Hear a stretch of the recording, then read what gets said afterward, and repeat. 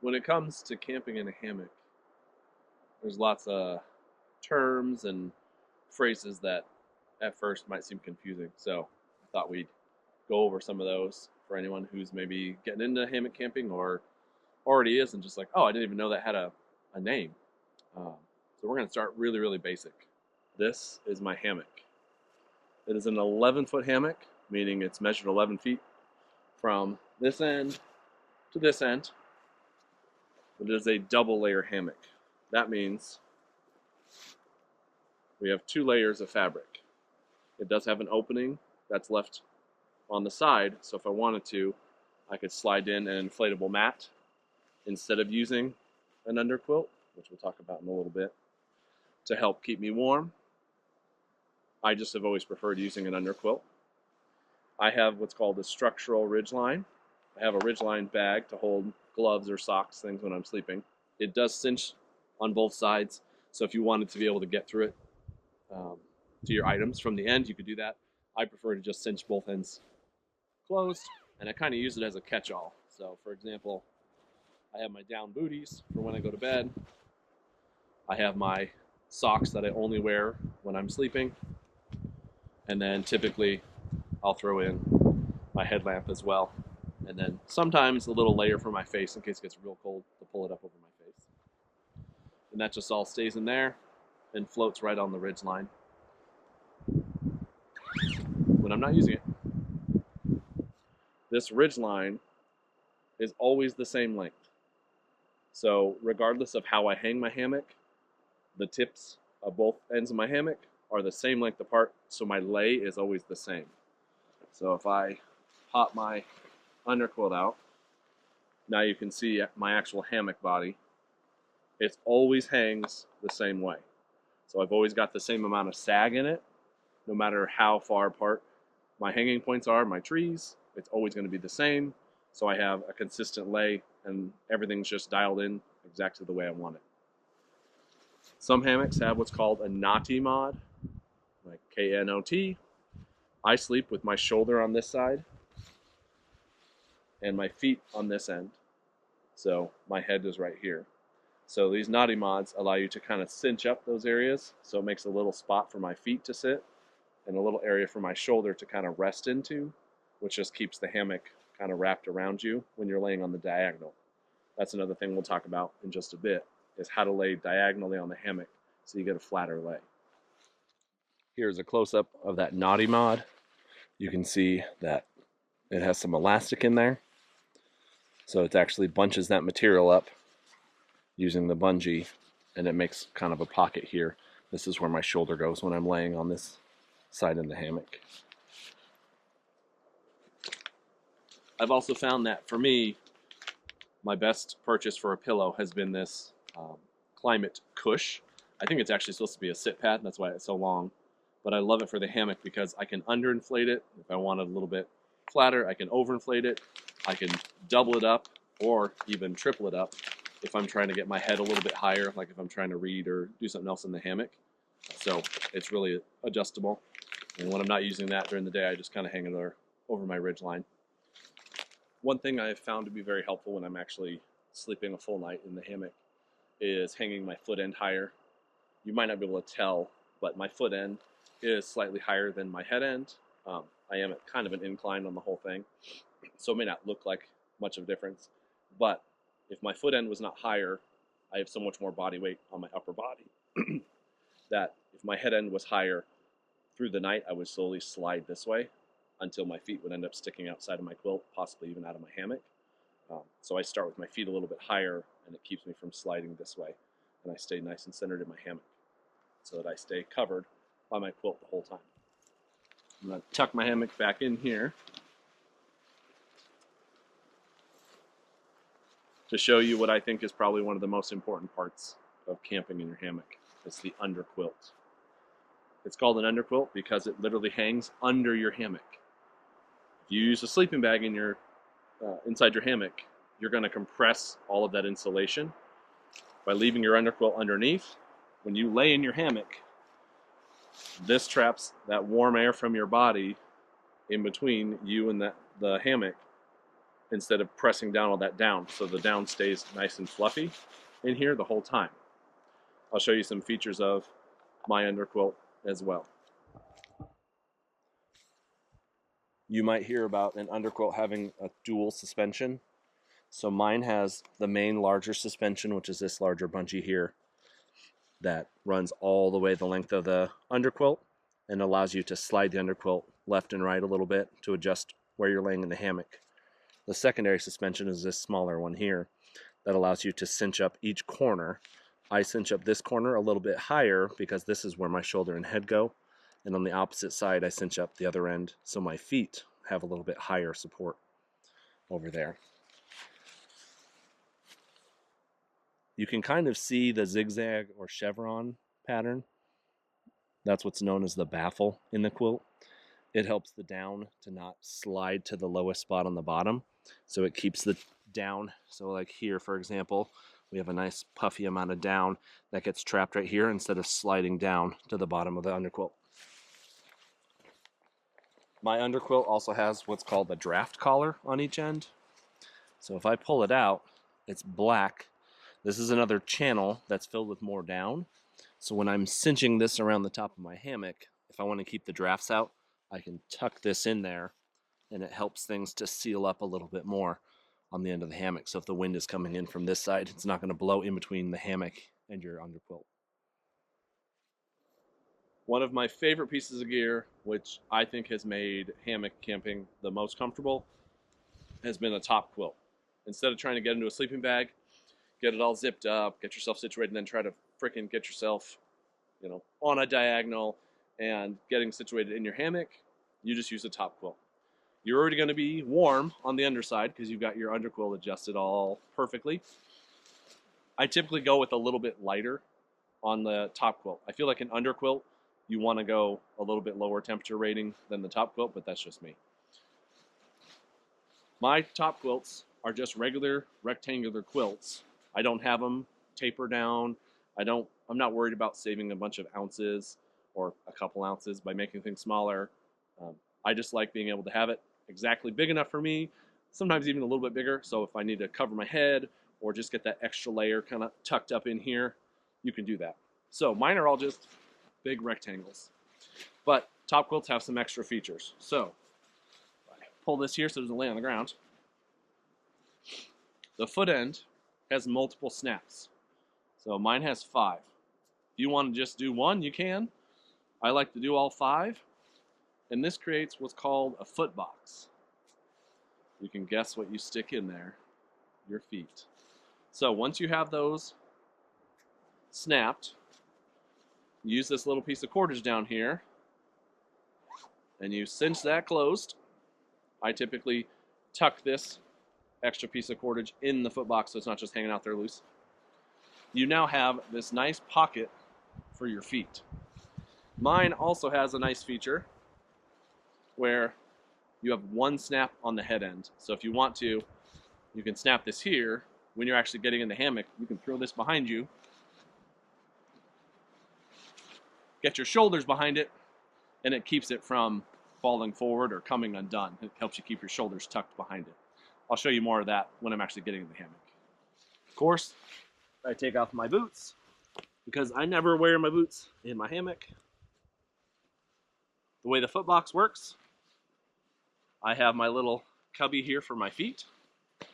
So you simply stick your feet into the foot box, just like this. And now my feet are inside there. And after you get laying in your hammock, you just fold this over you like a blanket. This particular quilt does have one snap at the top as well. So you can actually put it over your head. And it allows you to hold it in place. So now, to actually get to my sleeping position, kick my feet over. I have my Knotty Mod right here. Makes a little pocket for my feet. I take the top of my quilt. I also probably wouldn't have a hat on. Throw that over my head. Throw it over my head. Tuck my shoulders in. And now, This really shows it well because you can't really see probably much of my orange. So you know that I'm really covered up. Now the other thing we talk about is laying on the diagonal. The way my hammock's set up, I just automatically do it. My body just knows where to go. But if I actually move my feet here and I slide myself over, this is me laying directly down the middle of the hammock. So now my feet are much higher than the rest of my body. My knees feel a little overextended, and I'm kind of like a banana.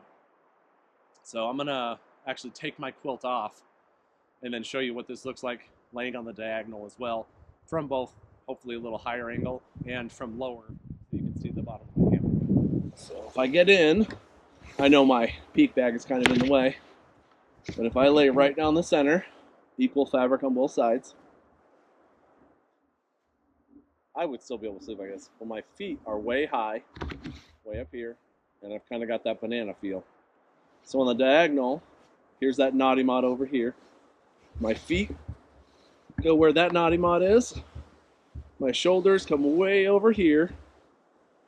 I apologize for the shaking. It's connected to the same tree as my hammock. Now you can see where I'm actually sleeping diagonally compared to the exact center. This is the center of my hammock, right down the middle. So you can see my feet on one side, bulk of my body on the other. So I'm sleeping on the diagonal. This is exactly how I would sleep.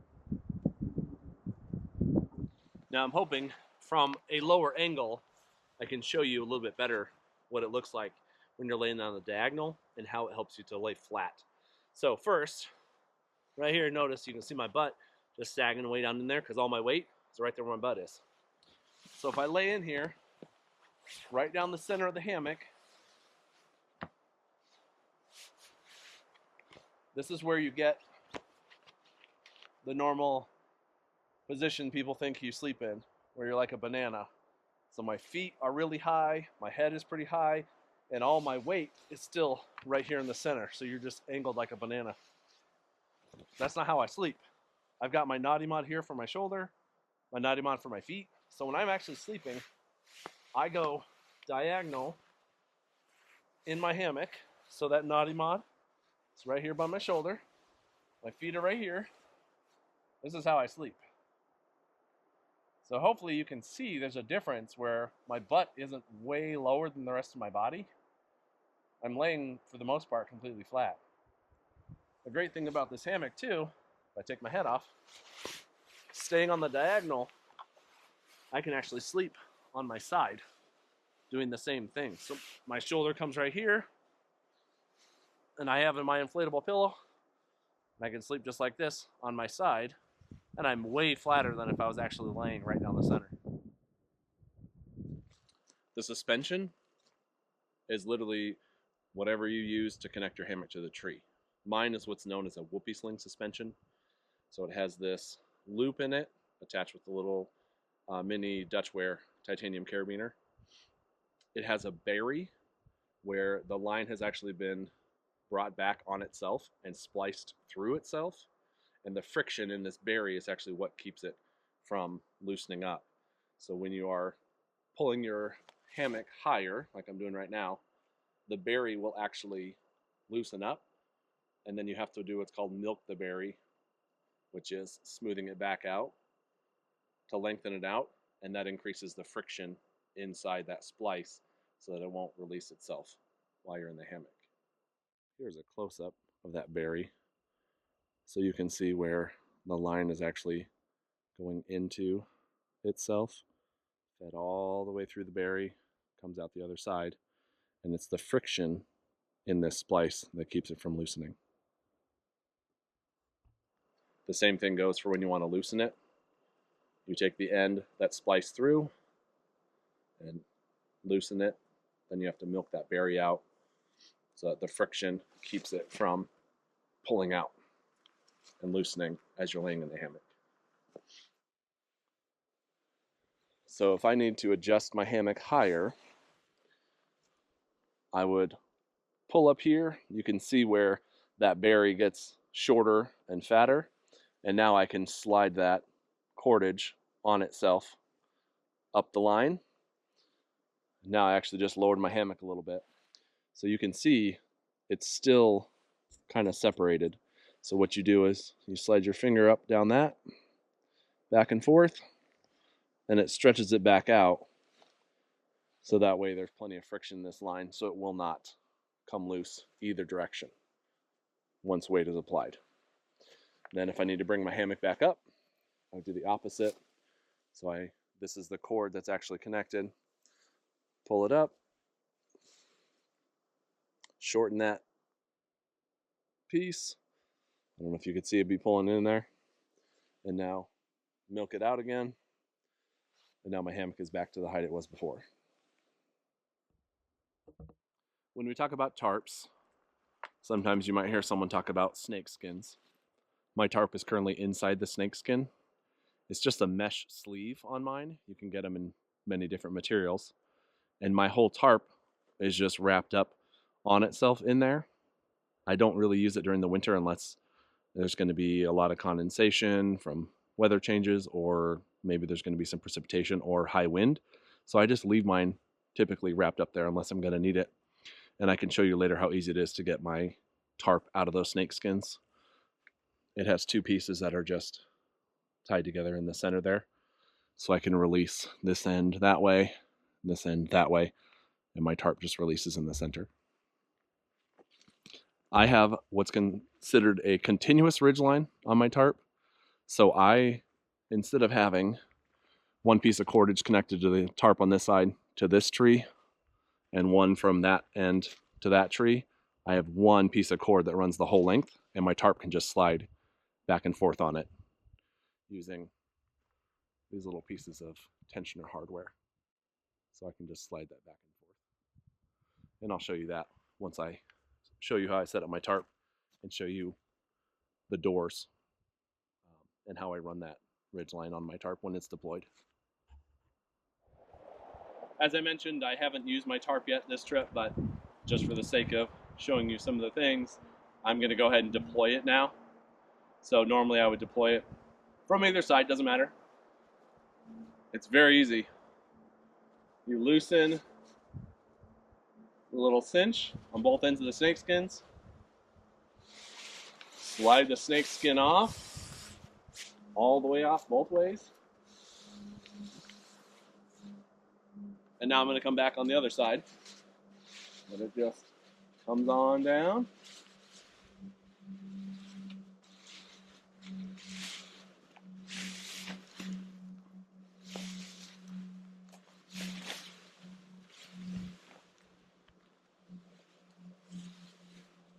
My door flap here.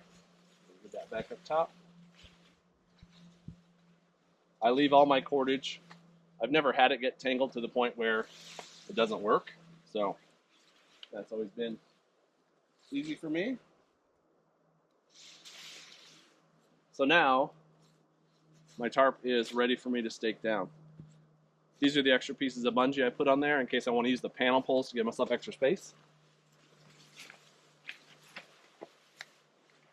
On all of my spots for tie downs, I added a piece of bungee there, so if it's really windy, it's not just giving tension on the static line the whole time. It has a little bit of give, so if the wind's blowing and pulling on the tarp, it's going to give a little bit, so it's going to keep the stakes from pulling out of the ground. So we're now ready to stake out the corners. This is considered a winter tarp. It's a 13-foot Underground Quilt's Winter Dream. So it does have what's called doors with snaps. I've only had to use those a few times, but for the sake of the video, I'm going to stake down both sides of this end of the tarp and show you how the doors work. Winter tarps that have doors, some have snaps on them. Mine have snaps all the way down. It allows your suspension for your hammock to run through the tarp, but still allows you to cinch down the end of your tarp. You now see that my hammock is completely closed on this end. I can do the same thing on the other end. If you need to get through, you can even cinch this all the way to the ground, however tight you want it. You can just open a couple snaps, get in, snap yourself closed once you're inside, and you've got a fully enclosed hammock to keep you out of whatever elements there may be. So looking at this end, a little bit farther away, you can see that you've still got a good amount of room in there. I haven't even staked out the other side yet. But if I needed to, I can also use these panel poles to pull out and give myself more room. I also have a pole mod, which I will show you here in just a moment once I stake down the rest of my tarp.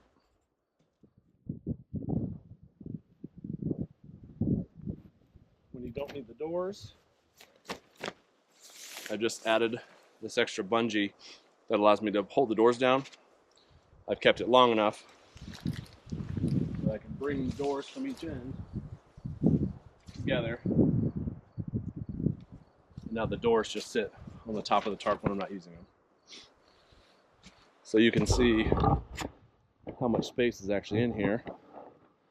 If I use the panel poles, it's going to pull it out even farther. But this tarp also had what's called a pole mod. So I'm going to throw those in and show you how much space there is inside. So with the pole mod, it runs right down the center, front and back, lifting everything up. So now you can see you've got plenty of room in there.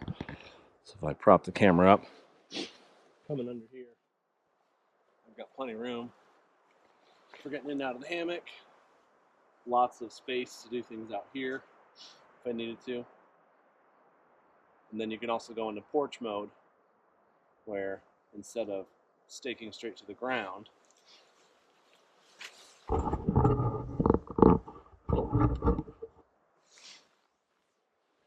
you would use a hiking stick or something else to lift this corner, then stake it straight down to the ground so you have like an awning. And with my tarp actually set up, you can see my continuous ridge line along the top. I prefer to run it over my tarp because if it is raining, the rain's going to follow the suspension, hit these things here, and typically drip off. If I was running my ridge line underneath, it could follow that ridge line under my tarp and end up just dripping on me when I'm in the hammock. So I run it on the top. With all the stakes out, I just pull both sides of the tarp to one side of the hammock.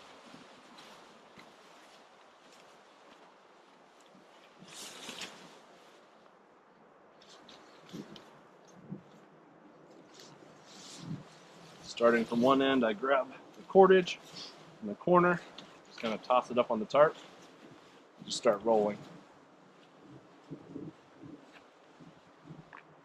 Start sliding that snake skin on. Just keep on rolling, sliding it. Come to the other side, do the same thing. Throw the cordage in there. Like I said, I just leave it all on there.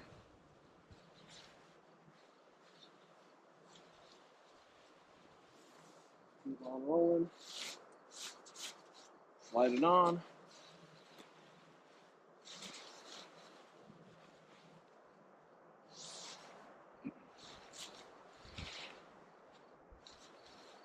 Squeeze the air out of there.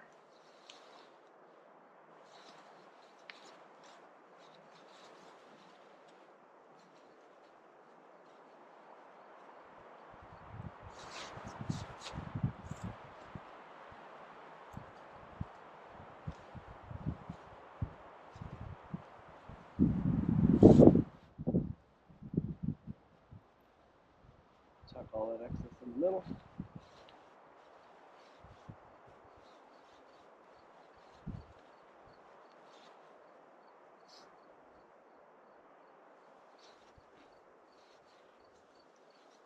Once I cinch one side down, I'll take the other side and usually overlap it.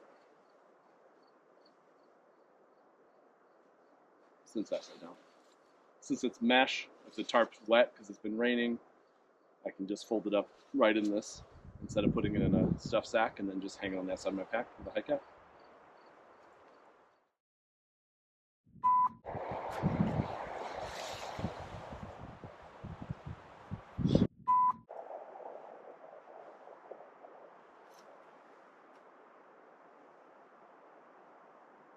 which I just lost the buckle.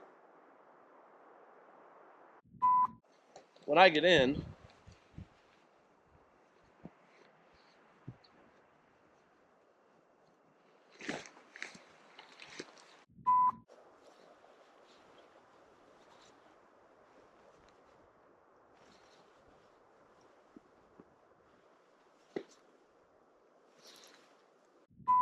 and I get, whoa,